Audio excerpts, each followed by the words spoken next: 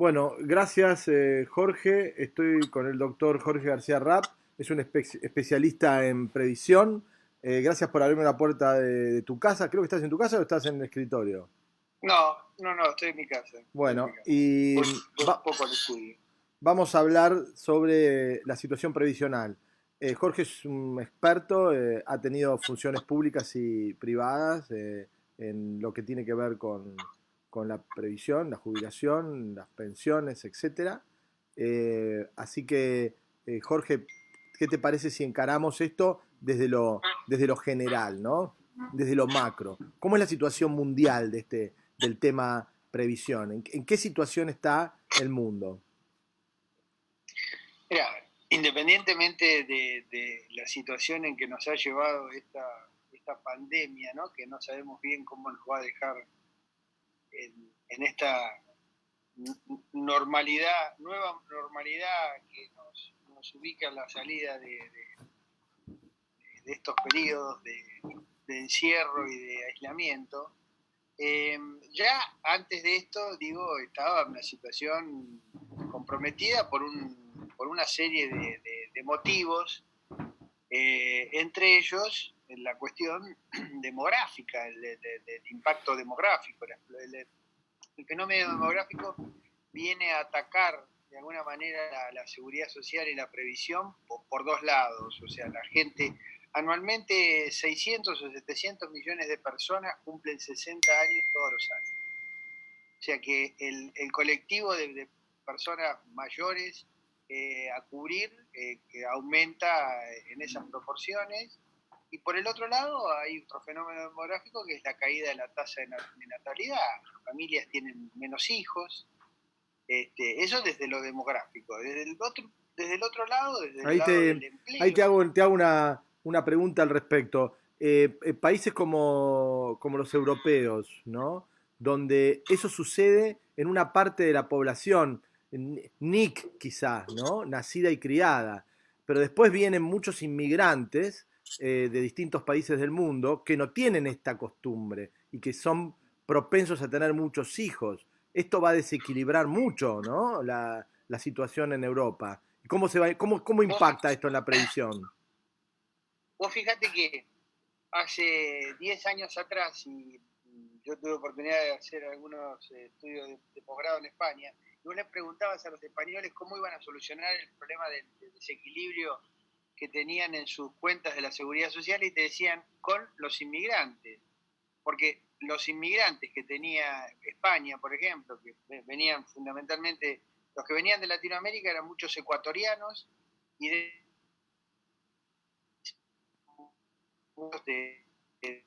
¿no? Eh, ellos te decían, bueno, estos aportan a la seguridad social, venían importantes, porque cuando venían a trabajar a España, venían con empleos registrados y hacían aportes a la seguridad social, y sus familias no estaban en España.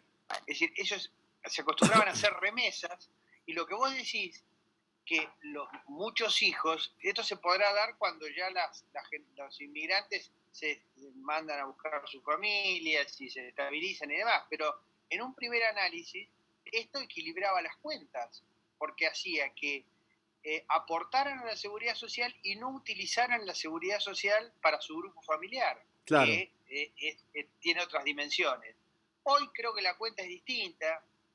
De cualquier manera, en los países en que están integrados los inmigrantes forman parte del esquema y sí, tienen otras costumbres. Es decir, este análisis que hacemos es de países desarrollados conformados mayoritariamente por nacidos y desarrollados ahí. Francia ya tiene una inserción de inmigrantes de segunda o tercera generación de franceses con otras costumbres. Y por eso es que eso tal vez sea una de las razones que son los que están más en una crisis más elevada en materia de seguridad social. Vos fíjate que, además de lo que decíamos, tenemos otras cuestiones. El cambio en la calidad del empleo. Hay empleo no registrado, hay informalidad laboral, aún en los países desarrollados. No en los niveles que tenemos en la Argentina, que está en torno al 40% de la informalidad, pero sí existe la informalidad en el mundo. la baja calidad de empleo y demás. O sea que todos estos fenómenos impactan. Ahora, pero te digo, mientras en Jorge, Europa yendo a sí. ese tema que estabas planteando, ¿no? Y entrando un poquito más en Argentina, hoy hay un parque muy interesante de trabajadores que están buscando Paraguay, Uruguay, seducir en Argentina, Sí. que son ejecutivos, jóvenes, técnicos, que viven en Argentina y trabajan en el exterior.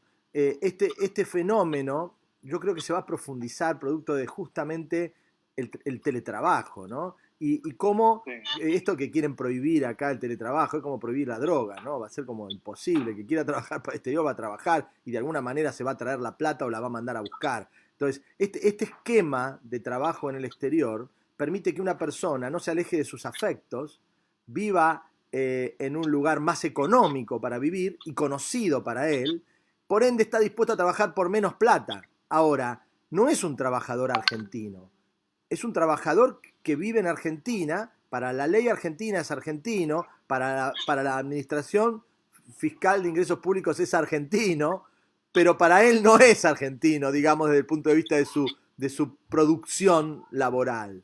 Entonces, ¿cómo impacta esto en la previsión? Porque es un tipo que no va a tener un prepago acá que le cuesta muchísimo pagar porque no tiene ingresos en blanco, lo va a tener que resolver con seguros, ¿no?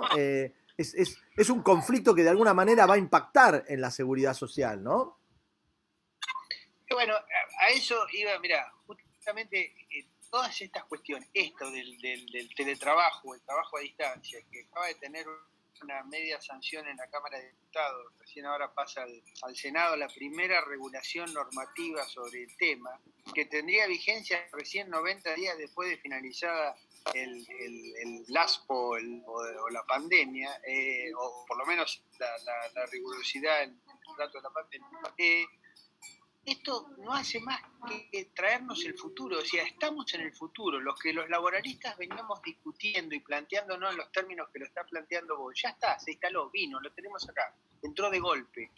Y estos problemas, en realidad, lo que terminás planteando vos es lo que está pasando en el mundo, o sea, lo que antes se llamaba, es decir, se definía la seguridad social o la previsión como la suavización del consumo. ¿Qué era esto?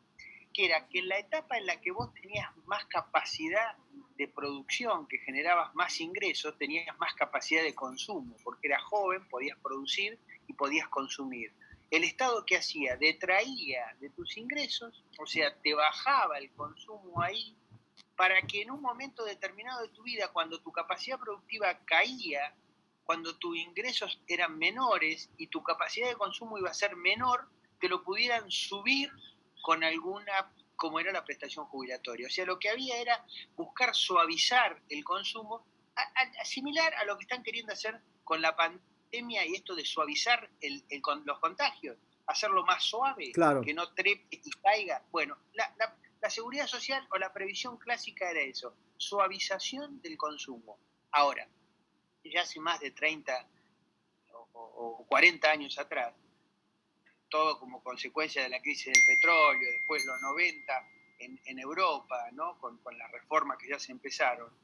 ¿Qué es lo que se plantea? Hay otra alternativa. Dice, no, pero pará, acá tenemos que cubrir a todos estos que están afuera de un empleo, porque si estamos en el tema del empleo, pero si vos no tenés empleo en blanco, si no tenés aporte, no tenés cobertura de seguridad social, no tenés cobertura de riesgo de trabajo, no tenés obra social, no tenés nada, no tenés jubilaciones. O sea que tenemos que darle otro enfoque.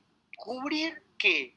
Hagamos una cuestión redistributiva. Démosle algo para necesidades básicas a todos, independientemente de que tengan o no un trabajo registrado. Pero es otra forma de resolver la cuestión, es pensar combate de la pobreza, cobertura redistributiva mínima, el ingreso ciudadano que se va a empezar a discutir aquí con fuertemente a la salida de esto, ¿no? Que en el mundo se discute y se vota.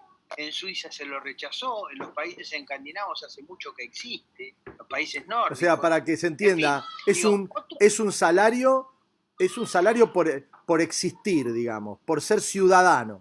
Por ser Por ciudadano, ciudadano, vos el concepto de ciudadano. recibís un dinero y además recibís una prestación de servicio básica. Claro.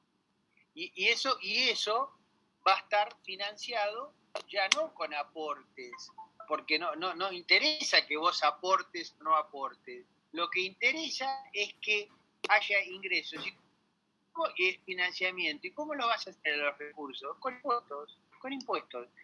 Es decir, vos perderás ese ingreso básico o se hará indiferente en la canasta del individuo si el individuo tiene trabajo.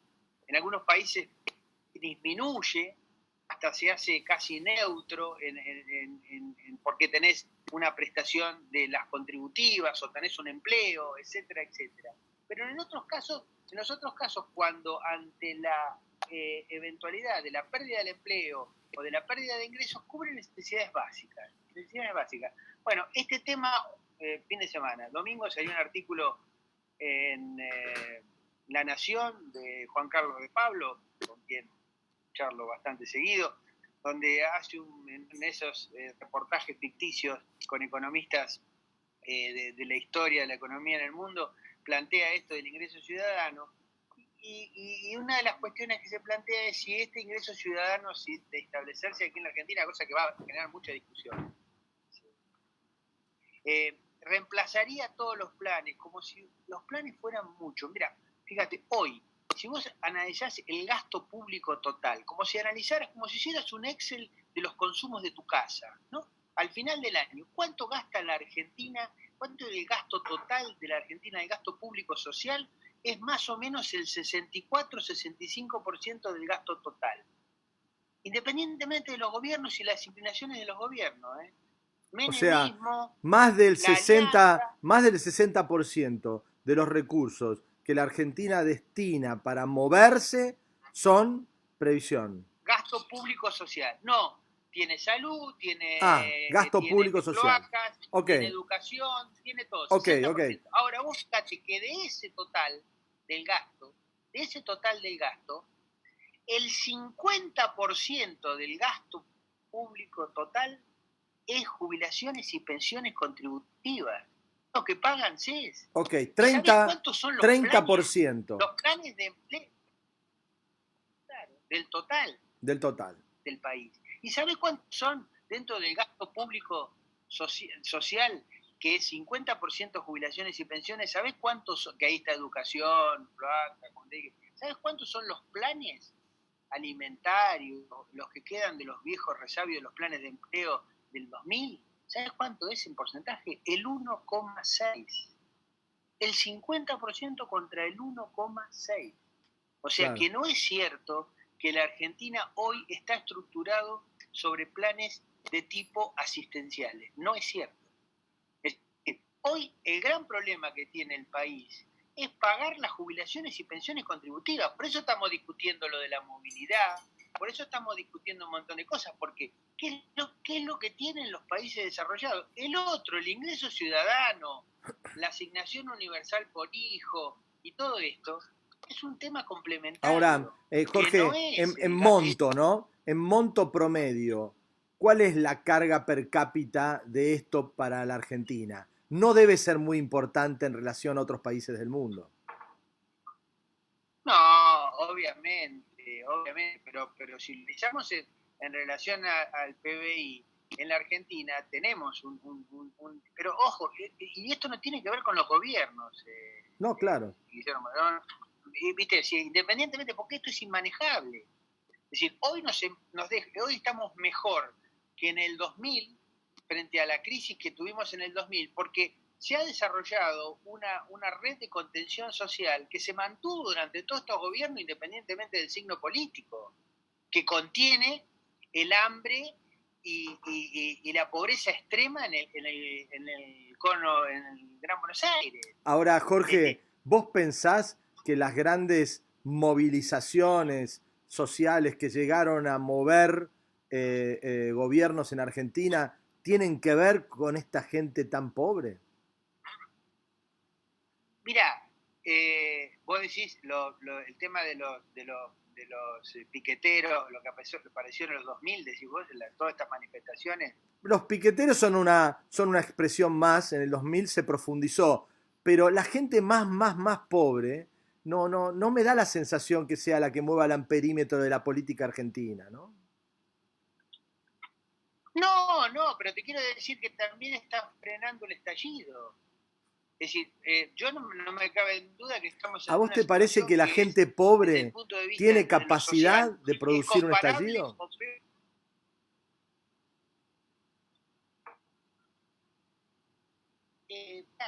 La historia nos marca con mayor o menor medida, con alguna incidencia de los sectores políticos que siempre han dicho que pudieron haber alentado o no en el 2000 o el 2001 los estallidos, los hubo en el Gran Rosario, los hubo en el Gran Buenos Aires. Hoy no estamos ante eso, pero porque está el ejército dando de comer, están los clubes, los comederos, sí, los merenderos. A mí me cuesta creer, ¿no? Me parece que esta revolución del coronavirus, que marca quizás una bisagra, ¿no? Va a poner como al descubierto gran parte de estas motivaciones, ¿no? Y hoy la capacidad que tiene un sindicato de hacer un movimiento de reivindicación en un país detonado es muy difícil.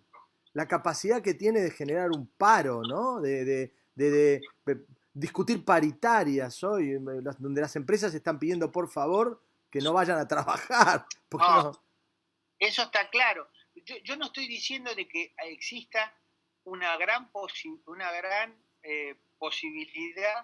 de manifestación o de negociaciones. Y creo que los sectores asalariados representados por los sindicatos, es cierto que han perdido fuerza porque han perdido afiliados, porque han perdido aportantes y porque no tienen adhesión de las bases que tienen otras preocupaciones. Eso es cierto. Y hay herramientas. La gran herramienta para la discusión sindical era la movilización, el paro. Y hoy sí, le vas a parar a empresas que están destruidas y vas a movilizar gente que está prohibido. No, obviamente. Esto que indudablemente desde el punto de vista del mundo del trabajo regulado, esto va a cambiar y va a cambiar durante mucho tiempo ha cambiado. Pero yo me estaba refiriendo a otro, a los que no están sindicalizados, a los que están sin conducción, aquellos que no tienen manera de reclamar, que no tienen canales de manifestación, o sea, que solo pueden darse con alguna situación, que es la que están anticipando algunos medios, no sé si con cuánto de intencionalidad, de que si la cuestión, si continúa con el cierre de las actividades, va a haber un estallido en el tema de que que la gente se va a terminar muriendo de hambre, como para decirlo de alguna vez. Yo digo, me parece que hay como redes que se han tejido, que son de tipo por eso. informal. Es no entender lo que pasa. Que plantearlo es no entender. Claro, yo creo que las iglesias, porque no solo es la católica, sino toda esta ramificación de todas estas iglesias protestantes, o como que se las quiera denominar, que convocan, que hacen, que tienen comederos, que tienen merenderos, que tienen comedores, que tienen... fíjate en los barrios populares o en las villas, lo que se ha disparado de cómo atienden estas necesidades básicas. Me parece que si no, sí podría haber. ¿Vos recordás en el 2000 totalmente. Una realidad absolutamente distinta, un mundo distinto, y hoy nos encontramos en que Argentina pone en transparencia el problema de fondo, que es la incapacidad de crear riqueza. Porque si Argentina pudiese colocar sus productos y sus servicios en el mundo, nuestro déficit no sería importante, ni nuestra deuda sería importante. El problema de fondo es que no somos capaces de colocar productos y servicios de buena calidad y de buen precio en el mundo para que alguien lo atraiga. No lo podemos hacer porque no los tenemos, por un lado en su mayoría, salvo excepciones y especialmente vinculadas con la materia prima, y además porque no tenemos la red de contención institucional como país para salir a conquistar mercados y que nos lo permitan. Porque hoy, por más que vos tengas un producto de buena calidad y a buen precio, si el mundo se pone de acuerdo que no te lo quiere comprar, no te lo compran. No, no, claro, O sea, no, no es no, más, ni hablar. las materias primas las van a comprar mientras les convenga. El día que no les conviene más, no las compran más. Y cada vez la tecnología está reemplazando más a los sistemas productivos. Y se pueden desplazar con mucha más facilidad hoy, armando una red de producción que dependa de una materia prima y no de otra, ¿no? Sí, sí. Además, vos viste que en los mercados se da la triangulación. Claro. Ayer días leía la cuestión de la harina de soja procesada, que es uno de los... La Argentina está entre los líderes en materia de comercialización de harina de soja, o el aceite y demás. Tiene un destino determinado y muy de los países asiáticos. Es decir, tenemos una dependencia del comprador fabulosa. Es decir, nosotros por ahí con algunos amigos en broma decimos, el día que los chinos coman bife de chorizo, no comemos más bife de chorizo. Igual el secreto es, Jorge, adelantarse, pero la transformación de proteína vegetal a proteína animal, que es un poco lo que hace China, porque China no come soja, China come cerdos, no permite que nosotros le vendamos proteína animal. Lo que nos compran es proteína vegetal. La proteína animal la producen ellos. Y mañana, cuando tengan alguna forma de producción alternativa, y bueno, no nos van a comprar ni proteína vegetal. Todavía estamos lejos, pero no tan lejos. Pero claro, pero vamos a depender siempre de las necesidades del comprador. Es decir, esto es, al no diversificar los mercados, vamos a depender de la... decir, yo creo que las exportaciones cárnicas que han crecido bastante siguen en la misma línea de los mismos países y con los mismos productos comercializados. Tampoco hemos hecho un cambio ahí trascendente. Y en el último de los casos, seguimos vendiendo y con un perfil de exportador que teníamos a mitad, que era discusión a mitad del siglo pasado, con el Tratado Roca-Russiman y todo esto. O sea, el perfil de agroexportador no lo hemos podido modificar ni medianamente. Agregar valor a los productos básicos que nosotros tenemos requiere de una lucha, lo que yo digo, una lucha en tribu. Vos te pones de acuerdo con otros socios, con otros países, y salen los países juntos a conquistar mercados, a conquistar inversión, a conquistar clientes, ¿no? Y asociarse en el mundo con algo que nosotros seguimos discutiendo y parece mentira, no se puede creer, que los grandes países del mundo manufacturan en Asia. No están peleados con Asia.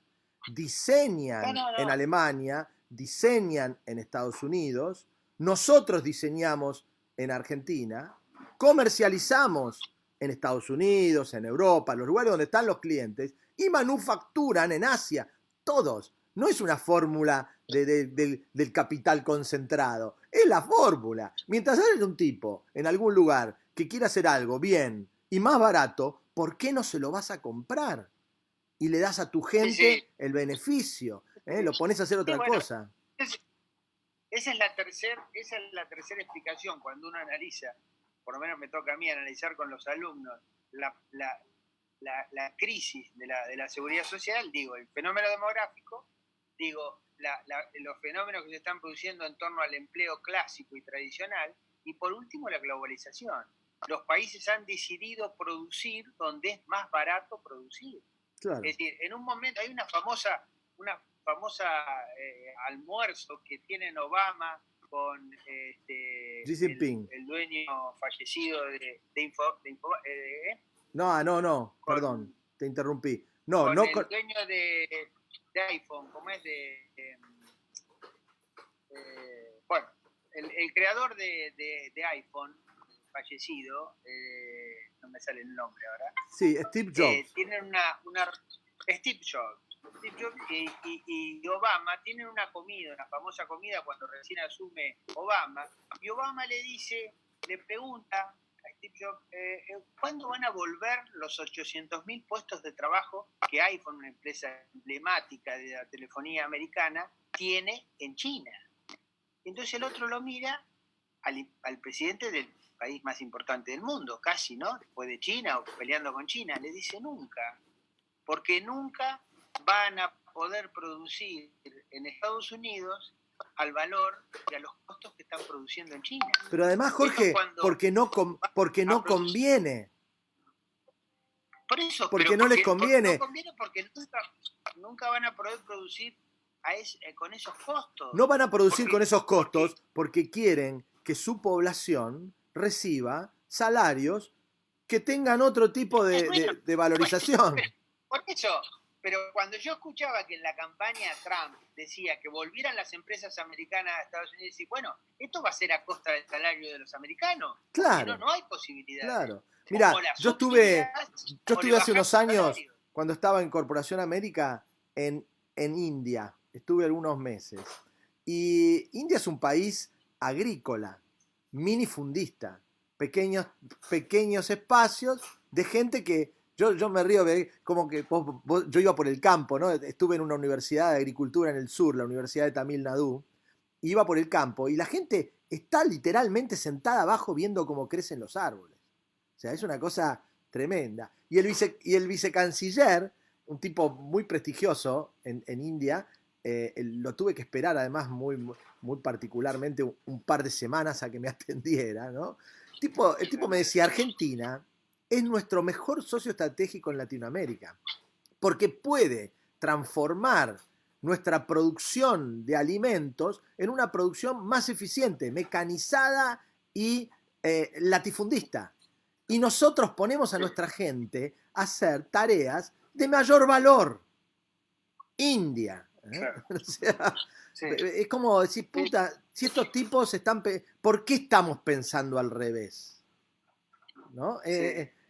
Cuesta imaginar, ¿no? De que quizá es una fórmula que tenemos establecida porque las personas que han dirigido el país por los últimos años, bueno, saben hacer esto. Y lo hacen bien. Sí. Sí, digamos, no hay este quiebre en el pensamiento que nos haga anticiparnos, como decías vos recién, a lo que viene. De alguna manera creo que sí, que es lo que nos pasa. Creo que además en estas condiciones va a ser muy difícil salir después de esto, porque, bueno, nos va a enfrentar el tema de lo que vos decías recién del teletrabajo y demás. Ante la posibilidad de que, puedo decir, mucha gente va a trabajar en el exterior, de aquí y demás, sí, van a ser los mismos que podrían tener un puesto registrado en la Argentina. Pero todos los que no pueden tener un empleo registrado no van a poder acceder al teletrabajo. Porque solo el 5% de los hogares en la Argentina disponen de un ambiente, por ejemplo, para que alguien haga un trabajo dentro de la casa con medianas comodidades. Poco más de la mitad, de 60 y pico % de los hogares en la Argentina cuentan con una conexión, con una computadora. Ahora, Jorge, mirá cómo esta situación del coronavirus cambió alguna perspectiva. Si vos me preguntabas antes de esto, ¿qué es lo primero que iba a pasar si todo el mundo se encerraba a usar Internet? Lo primero que me venía a la cabeza es decir, se cae Internet. Y Internet no se cayó. Sí. La infraestructura que se creó de Internet en el hogar es mucho más robusta que la del celular. Entonces, hoy ya hay conexión con el mismo celular, ¿eh? Vos tenés el celular, pero en vez de estar conectado a la red, estás conectado al Wi-Fi de tu casa, ¿no? Yo entiendo que mucha gente no accede a esta capacidad, pero muchos sí, y tener un celular hoy es una herramienta de trabajo. y uno puede transformar el celular en un dispositivo de teletrabajo. Entonces, estamos cerca de ese camino. Y me acuerdo cuando el expresidente uruguayo dice van a venir el nuevo presidente, que para mí es brillante, ¿no? Va a traer a más argentinos ladrones, ¿no? A Uruguay. Yo decía, no, escuchame, no entendés nada.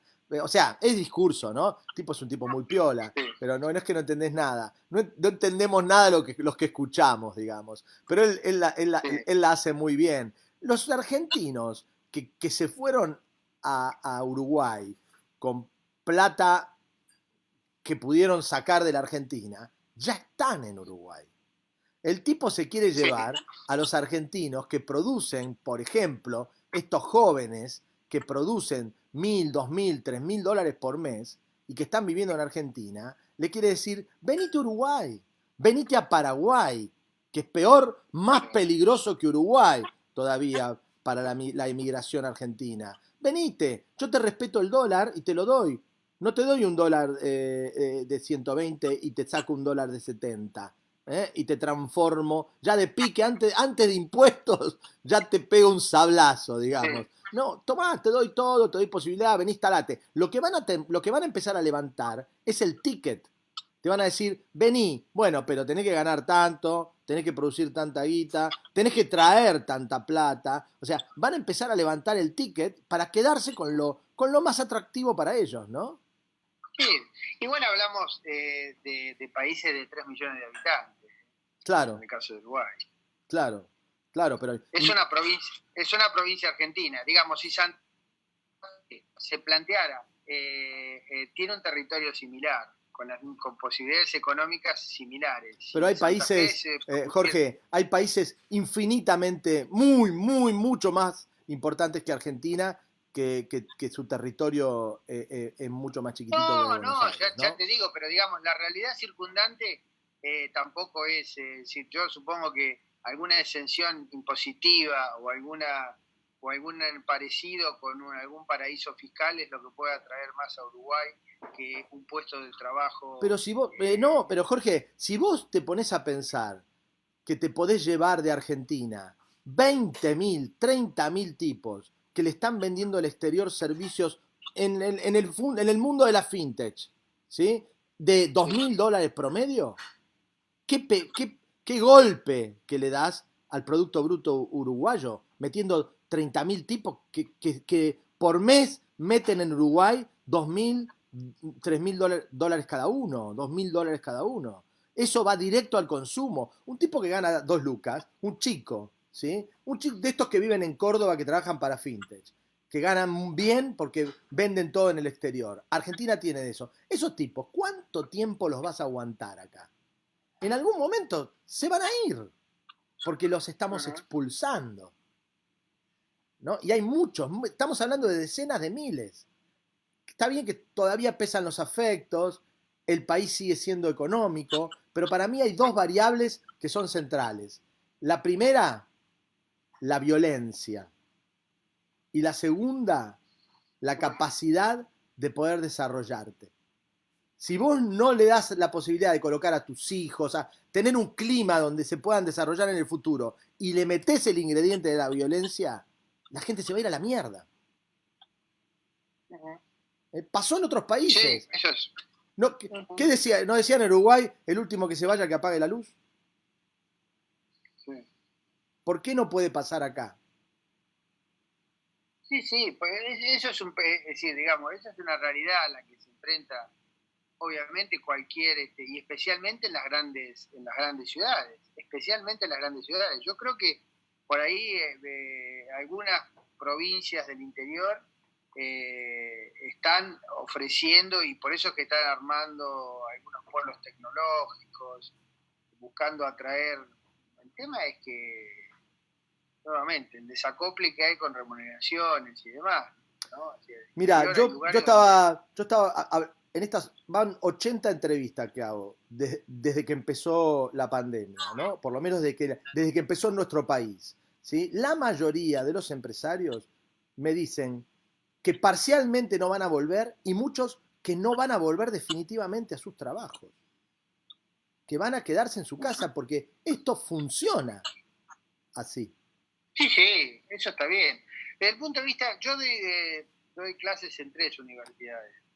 Digo, a mí me funciona medianamente y demás. Yo lo que digo es que todavía tenemos limitaciones desde el punto de vista del Internet y es decir, los chicos sí es verdad, están conectados más por teléfono que por computadora. Hay más teléfonos inteligentes que computadoras disponibles en los hogares. Claro, Pero claro. tienen algunas limitaciones. Mira, un caso Las emblemático me conexiones se parece, caen. un caso emblemático me parece que es el tuyo, que es la justicia, ¿no? Que en definitiva, bueno, vos sos contraparte, ¿no? Estás del otro lado. Sí, Pero los que están desde el Estado en la justicia están laburando remotamente, los jueces están laburando en forma sí, remota, sí. van a hacer audiencias, pero un tipo que vive lejos de Buenos Aires irá a hacer audiencias hasta que la justicia ponga tecnología, que falta muy poco, irá una vez por semana, irá 2 veces Sí, por sí, bueno, semana. mirá, ya hace varios años, yo tengo una cartera de juicios de daños y perjuicios de una importante compañía de seguros, porque vos conocés, y contesto demanda en Zárate Campana, en los departamentos judiciales de ahí de Zárate Campana. Nosotros ya no vamos a contestar demandas, ya las contestamos por la web, pero hace años que las contestamos por la web. Con lo cual cortamos eso de la presión de que tener que hacer 100 kilómetros para presentar una demanda antes del vencimiento del horario. O, por ejemplo, qué sé yo, hoy se tramita un divorcio sin tener que ir a presentar un escrito al juzgado. Antes de Falta, esto, o falta sea, plataforma para tomar entrevistas a un testigo, para levantar un testimonio. Falta plataforma, digamos, todavía, porque todavía. sí, y además un poco de normativa que viabilice eso. Fíjate que estuvieron dando vueltas para ver cómo hacían para formalizar las primeras reuniones del Parlamento aquí en Argentina, y bueno, con lo cual, la verdad que esto ofrece unas posibilidades que en ese punto de vista no parece cuestionable, ¿no? Porque te queda todo registrado, todo grabado, no parece. Y las audiencias lo mismo, yo creo que habrá que tomar algunos recaudos en cuanto a, estoy pensando, porque uno en la práctica descubre que, qué sé yo, que algunas cuestiones con los testigos siempre alguien tiene que estar presente, es decir, aún con las limitaciones, si vos vieras cómo se toman las audiencias No, claro, claro. presenciales, con qué limitaciones de espacio, ¿Y en expedientes qué, amontonados por exacto, todos en lados. qué infraestructura, ¿no? Porque la infraestructura Sí, en no, no, general es pésima, ¿no? calamitosa. La Jorge, infraestructura, ¿qué por eso pasa digo, qué sí. pasa con la arquitectura previsional en Argentina? ¿Qué es lo que sucede después del día D, este fin de pandemia que seguramente va a ser en septiembre? ¿Qué pasa con la previsión? No, aquí lo que hay pendiente es que hay el Poder Ejecutivo suspendió un mecanismo de movilidad que había incorporado la administración Macri, que tenía en cuenta un 70% del índice de precios al consumidor y un 30% salario.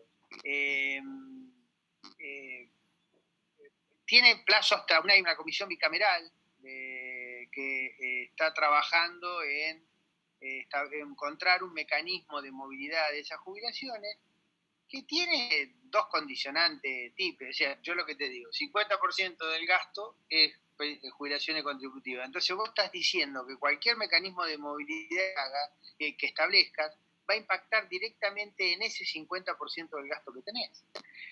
Si vos estableces en el año 2017 con una expectativa de que vas a tener una inflación, como habían anunciado el ministro de Economía en ese momento, en torno al 10% anual, vos podías pensar en un índice de precios al consumidor como una medida para movilizar las jubilaciones, pero cuando la realidad te llevó a que en 2018 y 2019 el índice fue del 49% y del 56%, ese índice ya no lo podés seguir manteniendo. O sea, si no, tenés que pensar que estás indexando la economía. Sencillamente, 50% del gasto más 56% de la inflación del año. O sea que subiste tu 50% del gasto un 56% más. Directamente. Es decir, esto es. ¿Y en el mundo qué pasa? Y en los países, es decir, mitad de los países han utilizado índice de precios, la otra mitad indexan o actualizan por salario. Buscar cuál sería el mecanismo. A mí me parece que para la situación de Argentina y demás, la movilidad debe estar dado por algún índice salarial más o menos creíble, como puede ser el RIPTE, que es el que los empleadores denuncian por los empleados que tienen actividad, ¿viste? La comunicación que le mandan a la FIP, o sea que esta no es manejable, no es un índice que pueda ser manejable por el Estado ni por los particulares, pero claro, también tiene afuera el 40% de la informalidad laboral, no Tal tenemos cual. algo preciso. Tal Pero cual, el menos malo. Me parece que por muchos, por lo menos yo en el inicio no buscaría un índice de precios consumidor o cualquier índice de precios para movilizar jubilaciones, porque sería indexar ¿Imaginás que en Argentina puede prosperar un ingreso universal por argentino? Yo creo que desde el punto de vista de lo dogmático, desde la doctrina, me parece que sí. Desde el punto de vista de la realidad, con un enfoque político, me parece que va a ser difícil instrumentarlo. Va a ser difícil instrumentarlo. De cualquier manera, digo, si los que creen que con esto podemos ordenar lo que es el gasto asistencial del gasto contributivo, sí es cierto, que es lo que necesitamos. Es decir, necesitamos tener bien claro qué es lo asistencial y cuál es el gasto contributivo, tenerlo bien separado y que, digamos, con un horizonte de 25, 30 años para adelante, que así se analizan los sistemas de previsión. Es más, los actuarios, me decía el otro día un actuario con el que yo trabajo frecuentemente en esto de las reformas, me decía que los sistemas desde el punto de vista electoral, los sistemas previsionales hay que analizarlo a 75 años, con lapso de 75 años, para ver cómo funciona. Bueno, acá, viste, las fórmulas de movilidad duran 4 años. A los 4 años viene otro gobierno y ya no tiene el compromiso, que ya no tiene el perjuicio del anterior de decir, bueno, me equivoqué en la fórmula y lo cambiamos. Mirá, hay un fallo del año, mirá, lo tengo acá arriba porque di una charla hace unos días y lo tengo acá. Es un fallo de 1937. Vos vas a decir, 1937 la Corte puede haber previsto que pasaba esto. No, pero el fallo es un fallo de Tiburcio López contra Provincia de Tucumán, de 1937. Vos fíjate, un parrafito nomás. Dice, ahí se desprende que cuando las finanzas de la institución, habla de las cajas, llegan a fallar con el transcurso de los años hasta hacerse imposible el cumplimiento regular de las obligaciones contraídas, ya porque los cálculos actuariales que le sirvieron de base fueron errados, resultaron errados, ya porque intervinieron otros factores de perturbación no previstos. Se hace necesaria una reforma general, reconstructiva, impuesta por la necesidad de volver a poner las cosas en su quicio, equilibrando los egresos con los ingresos y que eche mano del recurso extremo de reducir los beneficios actuales y futuros dentro de una proporcionalidad justa y razonable, haciendo así efectivo el principio de la solidaridad que descansan las instituciones. 1937. Sí, hoy podría estarse diciendo ya. Lo podría suscribir hoy. Podría decir, che, si los cálculos actuariales, que no sé si los hubo, pero si los cálculos que llevaron a establecer una fórmula de movilidad que tenía 70% de inflación y 30% de salario está equivocada, busquemos otra y hagamos un plan para los próximos 10 años, no digamos 20, pero digamos 10 por lo menos, de que esta va a decir, el pacto de la Moncloa, España, pacto de precios y salarios. ¿Qué se estableció? Se estableció que los salarios iban a crecer el 0,5 anual por sobre el costo de vida. 0,5 anual. Medio punto por año por sobre la inflación. Y eso se respetó en los pactos de Toledo. Eso llevó a una España que salía de los férreos de Franco también, 37, 40 años de Franco, no sé cuántos fueron, a algo que parecía que iba a ser caótico. No, porque se respetaron esos acuerdos, los plazos y los acuerdos a largo plazo. Muchísimas gracias, Jorge. Un placer. No, ¿No? Parece mentira, pero ya pasaron 45 minutos de charla. Se hace largo. Uno no se da cuenta cuando está conversando, ¿no? Se hace entretenido charlar con vos. Gracias, gracias Jorge, un amigo. Un abrazo y siempre a disposición en lo que necesites. Muchas gracias por estar en Argentina Productiva. Gracias.